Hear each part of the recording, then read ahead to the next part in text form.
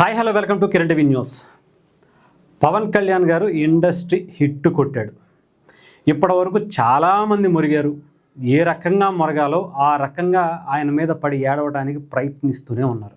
అది సినిమానా రాజకీయం అంటే ఎన్ని రకాలుగా ఆయన మీద పడి ఏడవాలో అన్ని రకాలుగా పడి ఏడ్చారు. నిజంగా అదేదో ఆటోలు వెనక కొటేషన్లు ఉంటుంది కదా, మొన్న నారా లోకేష్ గారు కూడా చెప్పారు, మీ ఏడుపే నా ఎదుగుదల అన్నదానికి నిర్వచనం ఆయనే.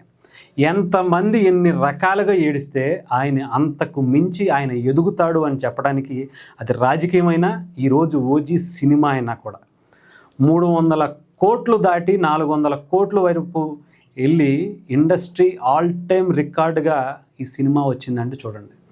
ఇంకా ఈ సినిమా ఫేక్ అనో తొక్కనో తోలనో కొంతమంది ఫేక్, ప్రతి వాడికి ఇంకా ఏంటంటే ప్రతివాడు సలహాలు ఇచ్చేవాడే, ప్రతివాడు కంటెంట్ రాసేసేవాడే, ప్రతివాడు డైరెక్ట్ చేసేసేవాడే. కానీ నిజంగా వచ్చే సినిమా తీయమన్నా, నిజంగా వచ్చే రాజకీయం చేయమన్నా ఎవడి వల్ల చేత కదా. మాటలే కదా, ఇష్టం వచ్చినట్టు మాట్లాడేయచ్చు. ఏదైనా సరే జనాలు నమ్మేస్తారు. మనల్ని 4 ఛానల్లో గుర్తుపట్టే వ్యక్తులు ఉంటారు కదా, మనం ఏది చెప్పినా మనం చెప్పే సొల్లు వింటారు అని ఏది పడితే అది వాగేస్తారు. కానీ చెప్తున్నాను కదా, ప్రతి వాడికి సమాధానం ఇచ్చే టైం వచ్చింది పవన్ కళ్యాణ్ గారికి రాజకీయాల్లో. 2024లో ఒక్కొక్కడి మబ్బులు ఎడగొట్టి ఇంట్లో ఒక మూలన, చెప్పాలంటే ఆంధ్రాలో ఒక మూలన కూడా కాదు, ఎక్కడో తీసుకెళ్ళిపోయి బెంగళూరులో ఒక ప్యాలెస్లో తడిగుడ్డ వేసుకుని ఇంట్లో కూర్చారా బాబు అనుకునే స్థాయికి తీసుకొచ్చాడు ఆయన. ఇకపోతే సినిమాల్లో ఆయన నిజంగా చెప్పాలంటే ఆయన చూడని హిట్లు కాదు. ఇప్పుడు కొంతమంది పెద్ద భుజాలు చరి చేసుకుంటూ మేము పెద్ద తోపులు అనుకునేటువంటి పరిస్థితులు ఉన్నాయి.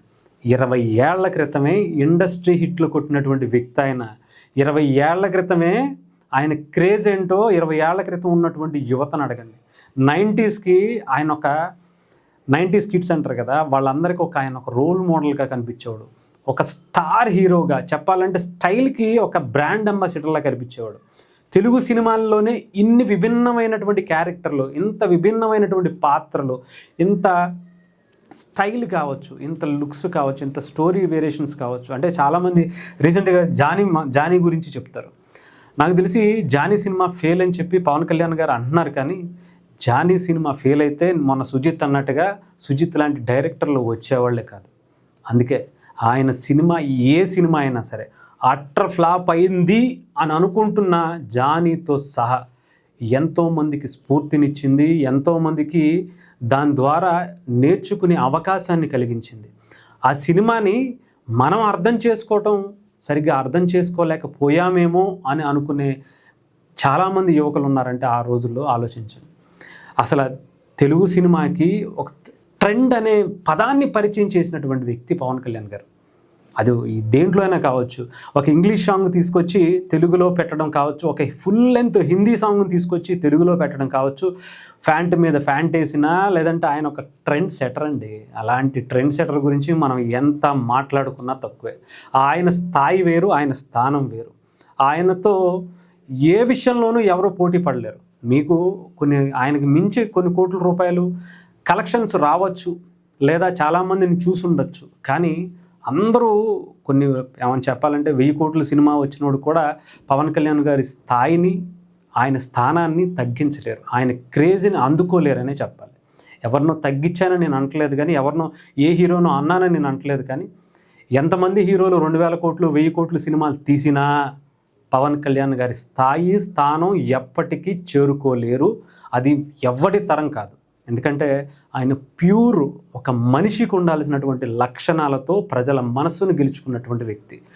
ఒక స్టార్ హీరోగా ఉండి కొన్ని కోట్ల రూపాయలు తను సంపాదించుకునే అవకాశం ఉండి పాన్ ఇండియా స్టార్ అయ్యేటువంటి పరిస్థితి ఉన్నా కూడా ప్రజల కోసం తన ఆస్తుల్ని, తన పిల్లల డిపాజిట్ని కరిగి మరీ రాజకీయం చేస్తూ సినిమాల్లో వచ్చేటువంటి డబ్బుతో తిరిగి జనాలకే సహాయం చేస్తున్నటువంటి ఏకైక హీరో ఆయన సినిమా 300 కోట్లకు దాటి దాదాపు 500 కోట్ల వైపు పరుగులు పెడుతుందంటే ఆలోచించండి. 400 కోట్లు ఈరోజు దాటిపోయిందట.